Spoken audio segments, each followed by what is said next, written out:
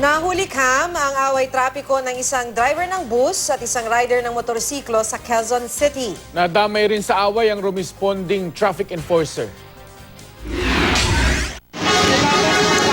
Nauwi sa balyahan at tadyakan ng away trapikong ito sa panulukan ng EDSA Sentry sa Quezon Avenue sa Quezon City kahapon.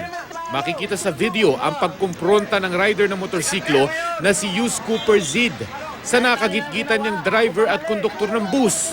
Naroon din na isang traffic enforcer na tila umaawat sa away trapiko. Parapatan ko yan. Mastik na ako igipin. Ang driver ng bus pinuntirya ang rider at pilit inagaw ang kanyang cellphone. Dinamay rin niya ang umaawat na traffic enforcer. Pre, tawag na pulis. Tignan natin. Kaya naman napilitan ng enforcer na tumawag ng pulis. Biglang umakyat sa bus ang driver at konduktor.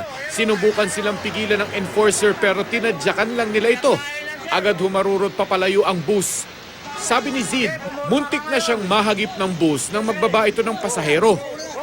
Digin siguro sir, muntik na ako maagit sir, hindi naman babaan ng pasero. Nasa unahan na ako sir, panglinangan pa rin akong ganon.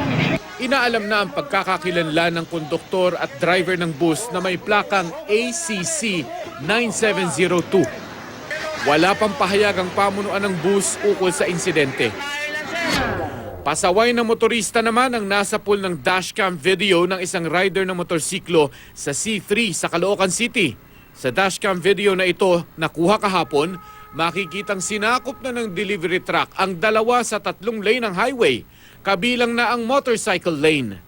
Ayon sa may-ari ng video na si RG Sulaybar, malaking espasyo ng kalsada ang sinakop ng truck na nagdulot ng pagsikip sa daloy ng trapiko.